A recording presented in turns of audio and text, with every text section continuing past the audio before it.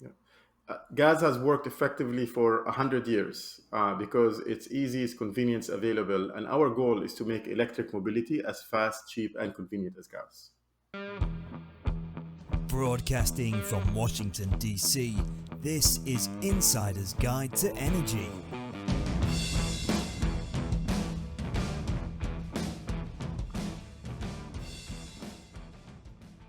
This episode of Insider's Guide to Energy EV miniseries is powered by Power. Power helps your business transition to electric vehicles by simplifying charging, managing payments, and optimizing your charging data. Hey, Chris, how are things? Doing great today. Looking forward to a show, another EV episode. These are always my favorite. I was on a stage yesterday and I was asked a rather challenging question about EV charging infrastructure. I was asked the question of what is the future of battery swapping? So I'm delighted that we've got Khaled Hassounah today with us to talk about that topic exactly. Khaled, why don't you introduce yourself?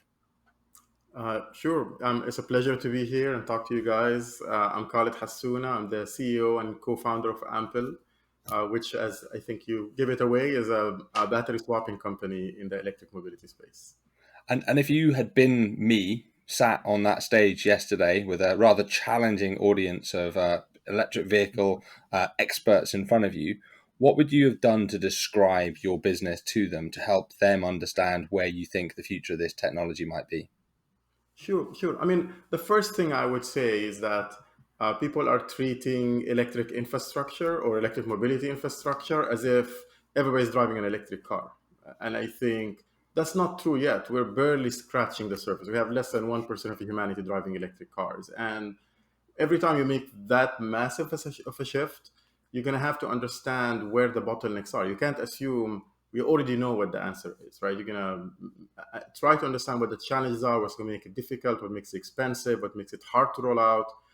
And in a way, from a battery swapping perspective, it has a place in the sense that it works just as well as gas does. It's a way to move electricity physically, and that has a lot of advantages. I'm sure we're gonna dig into here, but I would say it is a very effective way of delivering energy. The way people have envisioned it so far, maybe was the first attempts that did not really do it in a way that addressed all the challenges that made it not work. But doesn't mean should stop innovating. And I think at Ample, what we'd like to think is that we innovated enough to actually make it effective. So to go back to your question, I would say there are places in the world that where battery swapping is working really well.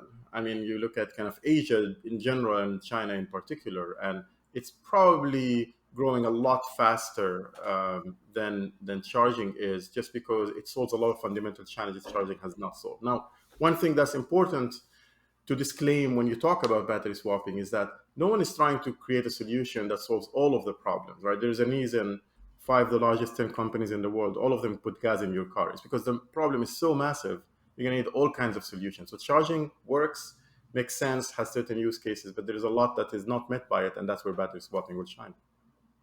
And you described some places in the world where battery swapping has started to catch on. What are the sort of criteria that are driving or incentivizing that swapping rather than plugging something in? What do you think it is that is driving those economies to adopt a swapping technology? To be honest, I don't think it's the nature of the problem as much as the scale of the problem, right? So if you look at China, um, our understanding of the problem, and we spend a lot of time trying to understand and learn and look at what people are doing. I mean, that's what everybody's doing in electric mobility right now because everybody's in learning mode, right? Is that the reason China is adopting swapping is not necessarily because charging didn't work for them. I mean, they have 6 times as many fast chargers as the US, right? They have people driving electric cars everywhere. So if you think, you'd look at them and say, oh, they solved the problem.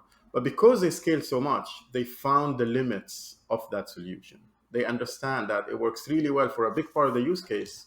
In order to keep kind of breaking the barriers, you're going to have to find other solutions that address other fundamental challenges that charging has not been able to address. So we believe that, and hopefully supported by evidence, that the reason people are making those shifts, the reason the Chinese government incentivized swapping more than even does charging, is because they understand you really need that other solution to address the other big chunk of the challenge.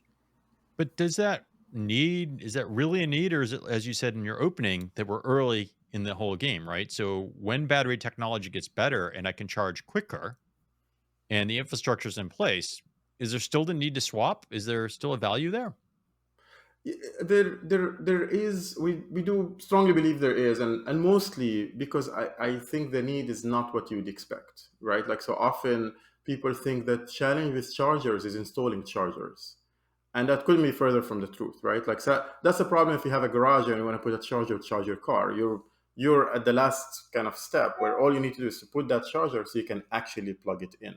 But if you step back and you look at it as an infrastructure problem, the challenge with charger has nothing to do with charger. It has to do with the grid and getting the grid for again 100 years. I mean, because that's really as long as we've been playing with the electric and playing with the mobility and playing with gas. The reason grids have, or the way we've been thinking about grids is more like a tree structure, right? You massive generation, you have massive trunks coming into cities, exactly, and you spread them out. So you assume that at the ends where you're plugging into the grid in a factory, in a house, in an office, you have a small amount of power you're using for a very long period of time. That's the way it's structured. It's like so. So the last kind of branch is very thin, but it's sustained. And now we're going and we're saying, well, mobility is exactly the opposite. In mobility, you actually have a fight between the time you're getting energy and the time you're using the car. Every time you're charging the car, it's time you're actually not using it to do what it's supposed to be doing, which is mobility. So the way you solve that problem is you say, listen, I'm going to drive it for as long as I want. And the moment I want electricity, I want it all immediately, right? And that's not how grids are structured. So you're going to plug into the grid to ask for tons of power, and then you're going to stop because now you're going to go drive. And that's the fundamental problem. So you look at across the cities, everywhere, that's the fundamental problem. That's why you look at New York, and they're struggling to get fast chargers. You look at San Francisco, tech capital of the world, we barely have any fast chargers in the cities, right? So I describe exactly the same problem statement to my customers, but I describe it slightly differently. I always say that it's basic physics. Energy is power times time. And the reality is that you just cannot move electricity as fast. The power isn't there to get it into the vehicles. And what you're doing is by basically taking the container out and replacing it with a refilled energy container, you're removing that time barrier. And people have looked at this technology before. What led you to look at this? Where did the inception of Ample come from? Sure, and I'm gonna start with something I usually like to say because I think a lot of people who have been following technology will immediately agree, right? Which is people who succeed in introducing solutions that work are not necessarily the first ones who thought of that solution, right? Google was not the first search engine. Facebook was not the first social network. Tesla was not the first electric car. So really getting it's funny, innovation, and that's another kind of favorite thing, which is innovation is not really coming up with an idea. Innovation is figuring out how to make it actually work at scale for a lot of people in a way that economically viable. So you're right, battery swapping has been tried before. That doesn't mean it's a bad idea. It just means people have not yet figured out how to make it work effectively. And I think that's what we have been able to accomplish. That's we step back and we say, okay, swapping good, approach not necessarily there yet. How do you make it work effectively? And if I want to give you kind of the few second summary of what we've done that we think makes it actually viable, is the modularization of the battery. We took the battery and we broke it into small modular pieces. And a lot of things become easier. You can have the battery adapt to the vehicle, you reduce the amount of weight you're moving, you can have station that works across a wide range of cars, et cetera, and we can spend more time on that. But that's really the fundamental innovation at Ample. Well, let's do that because we've had a conversation. Our audience doesn't necessarily know. We're alluding to battery swapping, but it's got a lot of challenges. There's a lot of different manufacturers. They haven't really built their vehicles to necessarily design to swap batteries, from what I can tell. Yet you're a proponent of your swapping technology working on many different types of vehicles, and that it's a very quick process and easy process. So maybe walk us through visually. As for our podcast, you might need to explain it. The YouTube I leave listeners my maybe hand will on watch it. some video on this if you share video on it. But explain what really happens. Sure. So let me go back to where I left my statement. Thank you for allowing me to take it forward. Right. So first, swapping good, the approach is not good. So because traditionally, let me start from there because I can contrast. Traditional people have done is they say, okay, well, How do you swap a car battery? You build a big robot, can move 1,000-pound object. You drive over it. Often you have to dig in the ground to put it because it's so big. And then it comes, grabs this 1,000 pounds. Imagine the kind of machine that's accurately, repeatedly, many times a day does that, right? How expensive it is and how complex. Moves it out and puts another battery in. And the moment you look at that, anyone who's kind of technically oriented or at least logically oriented, we immediately see kind of big alarm bells to start hitting, right? It's like, first is, well, that robot's going to be very expensive. How can you make that economically viable? The second is, well, you're going to need to change the vehicle so that this battery is designed to plug in and be bolted to last 10 years now needs to come out in and out a few times a month or possibly a few times a week. And the second thing is, okay, well, you take this big battery from call it a SUV, and then you need to put in a tiny car, and you need to put in a big truck. It's going to be a different size battery unless you have everybody use exactly the same size of battery. And then you have other things like future compatibility, etc. So going back to kind of our approach, what we did is say, if you break this battery in small modular pieces, few things become a lot easier. First, you don't need now one big standard battery, right? Instead, what we do is we build this adapter plate, and hence come kind of our ability to work with automakers without having them change a car that has the same shape as the original car's battery. So for example, we've announced we're working with Stellantis on the Fiat 500e. The car is designed to work with specific size battery. We have an adapter plate, same shape, same software interface, same connector in the front, same mechanical structure rigidity that goes in the same cavity. So at the factory, Stellantis is either installing this battery, fixed battery, or the ample plate. And within that plate, it defines how many of our modules fit. Think of it as Lego blocks, right? Now we go to a truck. We announced a partnership with Daimler Truck on their Mitsubishi Fuso vehicle. It's a bigger battery. It's a truck. It's designed differently, requires different structure rigidity. The structure is different around it, just a shell, but the same modules, more of them installed in the same car. So that's kind of maybe the first aspect of it that allows us to say, now you have the same battery works across different kinds of cars by simply just allowing yourself to rearrange the battery based on the space available in the vehicle and the structure requirement of the vehicle, etc., etc.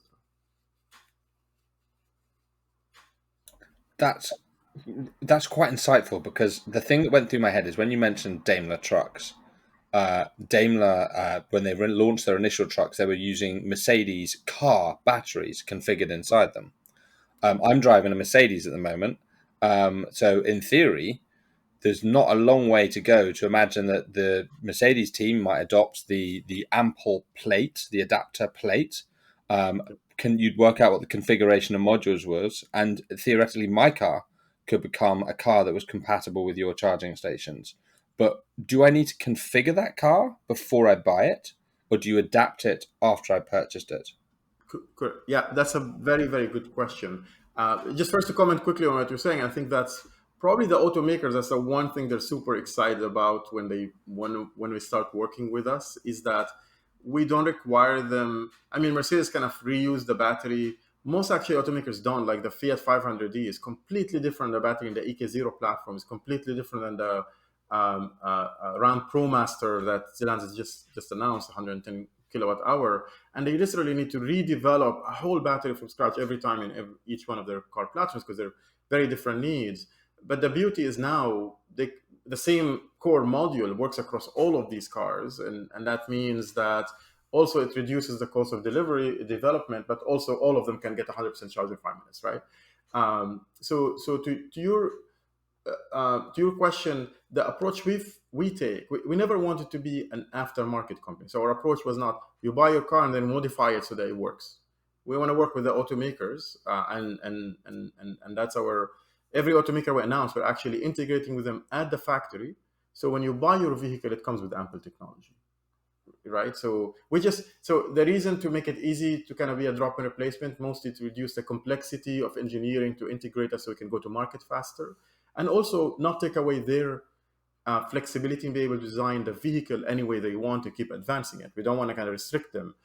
So that's kind of our superpower with them. But yeah, you buy the car with the ample technology at the factory. And in a way, if you look at it, the amount of battery EVs on the road is a small fraction of what's going to come on the road. That's what we're really more interested in. We want to scale. We want to get 1 billion cars on the road. We don't want to make sure the few million that are installed going to work, right? All right, so you've got this adapter plate or the battery configuration for the model vehicle, and you've got some list of approved vehicles that we'll ask more about in a minute. What's the user's experience then? So you just said in 5 minutes I get to 100%. So I'm still scratching my head going, okay, where's the magic?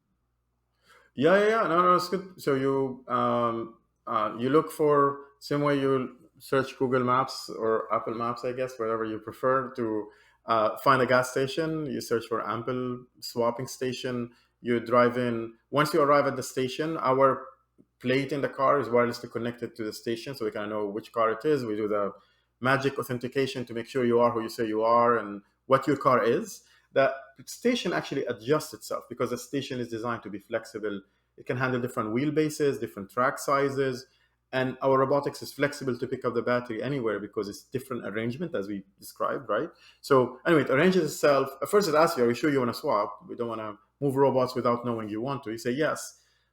It arranges itself, takes a few seconds. The station door rolls up and you just drive in.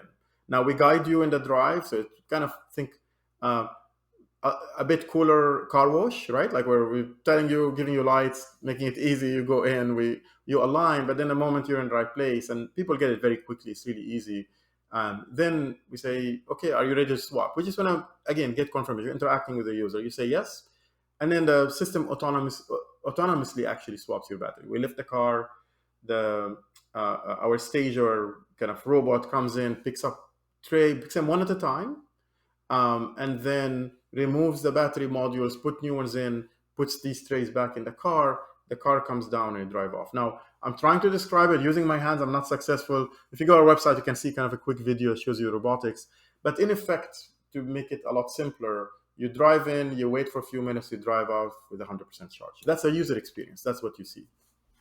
All right, so I've driven in theoretically. This really badass robot comes, does all kinds of stuff in my car. A few minutes Yeah. later, there's a new battery pack underneath.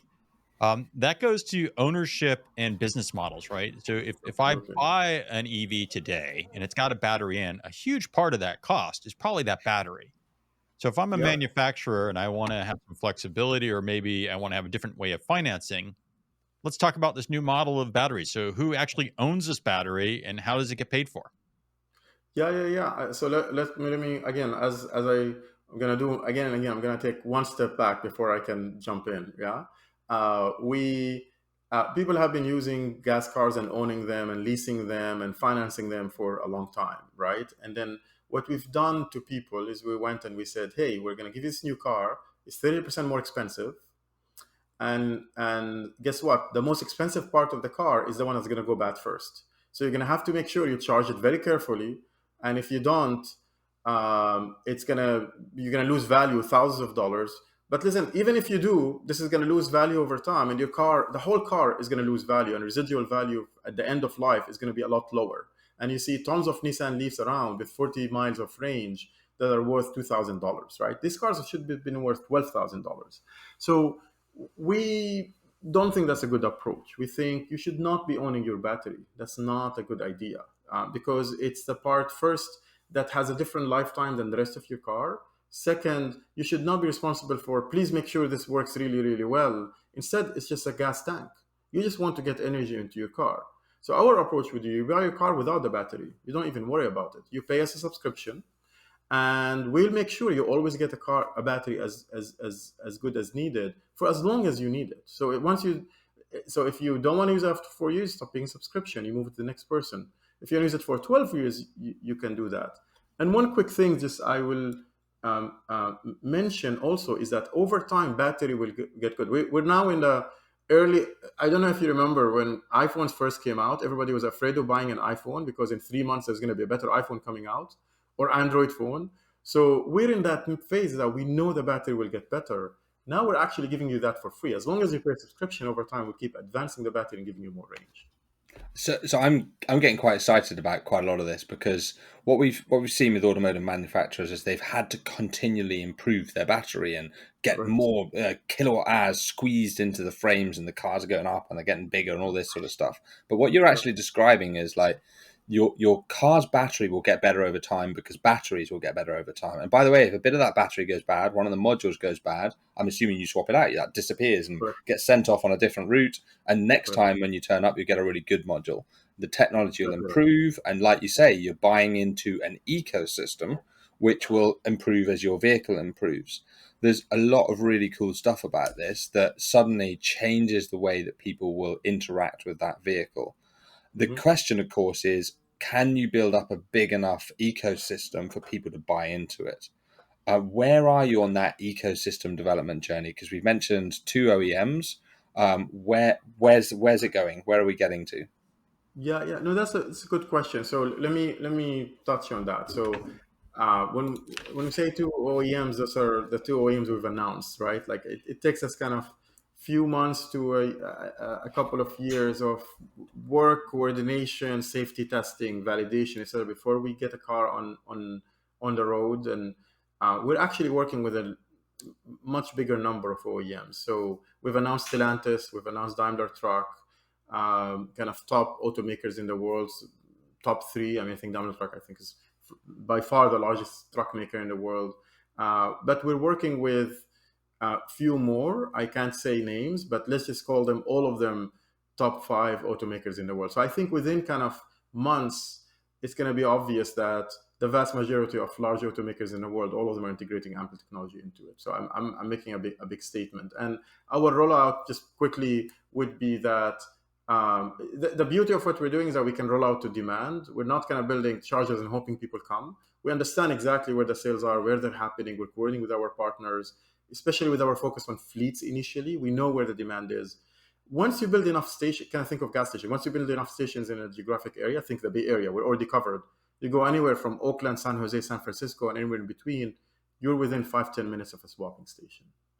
And there's not concern that manufacturers would want to try to differentiate with their software and their batteries. So I think of like Tesla wanting to own their battery, their gigaplants or something like that. Do you take any value away or commoditize to straight energy? And does it really matter at the end of the day if you do? Yeah, and to be honest, the battery is already commoditized, right? Like if you think about it, I think the challenge you have is that you have tens of automakers that all of them want to build the best battery in the world. And only one of them will build the best battery in the world, right? Because by definition, best means one. So, but if you look at it, there's been initially, so when Tesla first started, there's a lot of innovation on battery pack design, right? How do you fit more? How do you make it safer? How do you make it streamlined, etc.? I think we're at a point in which that problem has been highly optimized, right? So right now you don't really pick a Volkswagen ID4, Kia Niro EV, or Ioniq 5 based on the battery. You don't go read the battery spec to find out. You say, does it have enough range? Does it work for me? But then you look, does it have luggage space? And can I fit my kids here, right? Like that's really what you think about when you buy a car. Same way when you buy a gas car, you don't think about how big the gas tank size. I guarantee you, most of us will not remember the size of our gas tank size. So a great degree, that's not where differentiation. Differentiation will come from the battery cell uh, efficiency. It's a science problem. And the challenge you have today is that it takes 5 years on average to get the best new chemistry into cars. And most of the time it doesn't make it into the newer cars. And we're actually opening the door to make it very easy to get it into new vehicles faster. So in a way, we're actually taking that problem off the front line and saying, let us get the best battery in our pool and we'll make sure we give you the biggest range you can have. Do you see a point in the future when I might use a different battery for different things? I might pay less to get a commuter battery because I'm only going 20 kilometers a 100%. day. And then on Yeah. holidays like Easter coming up, where I'm going to drive to go see family, I might want a heavier battery on the road where I put more wear and tear on the vehicle, but it gets me further. Is that something you see happening? 100%, right? Like so, and that's kind of the point also Neil was making, which is um, right now, because everybody has charging anxiety. No one is afraid of how far the car goes, but everybody's afraid what happens when it runs out of charge because you're kind of stuck, right? So everybody's trying to get as many kilowatt hours inside this chassis as possible to tell people, don't worry about it. You can go further. You can go visit your family, right? So that's the fundamental challenge. And I think the effect of that is that you have so many big batteries that most of the time you don't use, right? So what end up happening is that you commute 20 miles a day or 30 miles a day, and you have a 300 miles. You don't need that. mostly you need that because you're afraid of the long trip you're going to take. You don't want to buy a car that's not going to take you the few times a year you want to go further. And the charging is so painful that you don't want to go and wait at a fast charger for 2 hours every time at 1 a.m. every time you need to charge. So, but with our modularity, what we're able to do is to say, we can give you a smaller battery and make you pay less for it. So your car is a few $1,000s cheaper. This is not kind of, you're nice to the environment. This is, you're nice to the environment and it's a few $1,000s cheaper.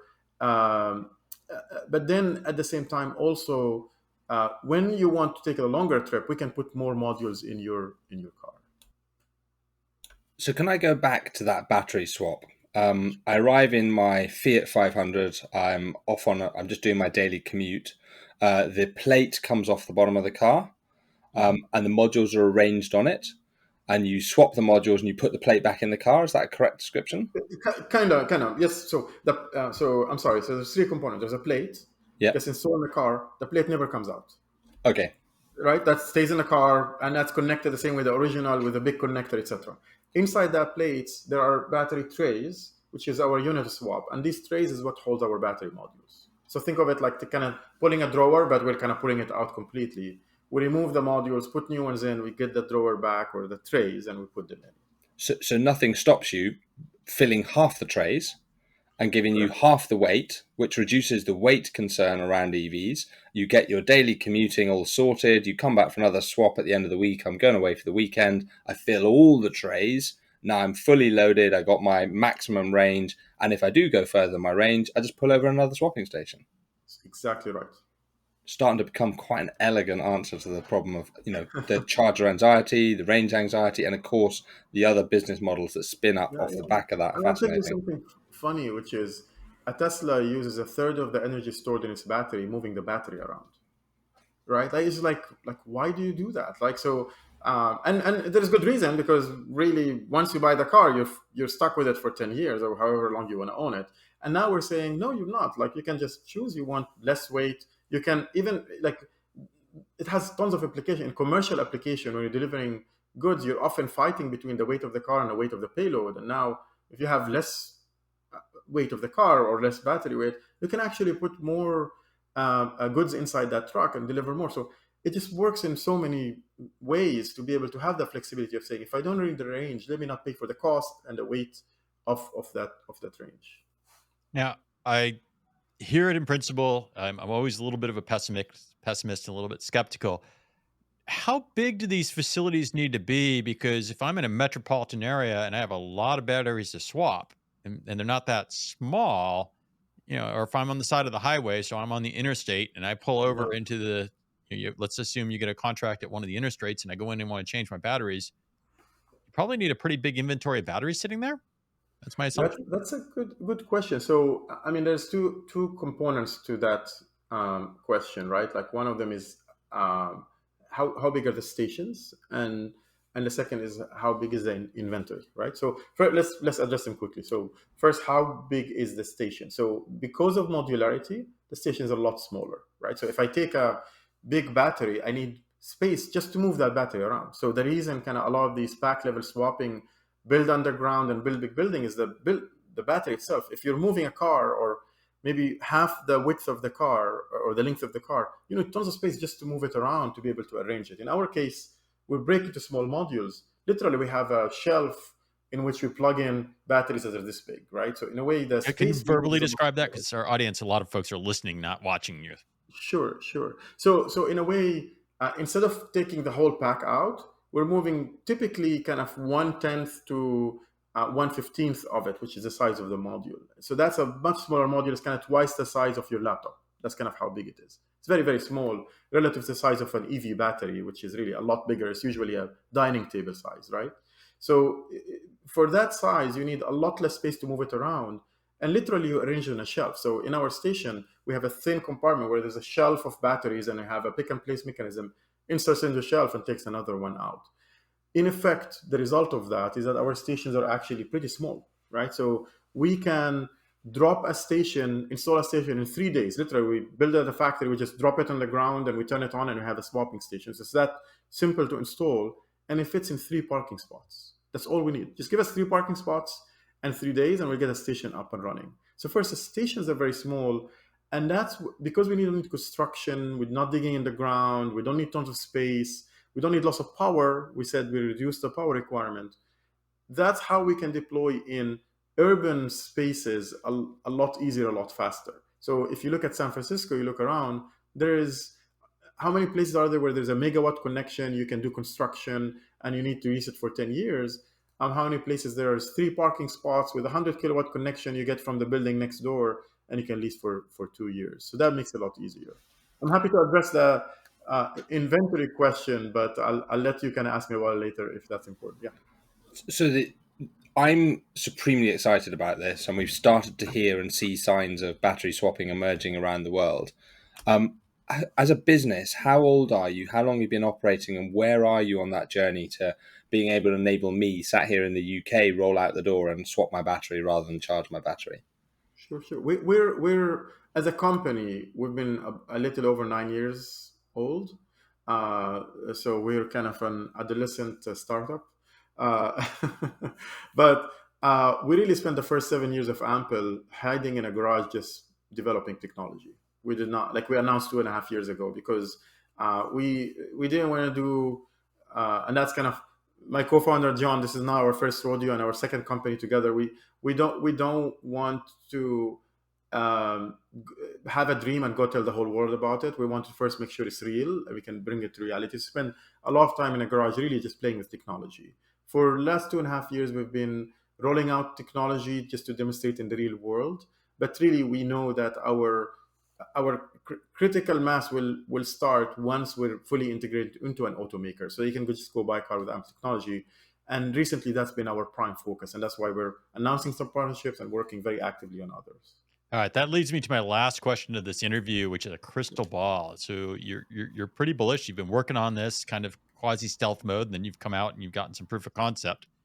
24 months from now, how many of the top 3 automakers do you think will have this technology available to me as a consumer? In 24 months, I'm pretty confident it'll be 100%.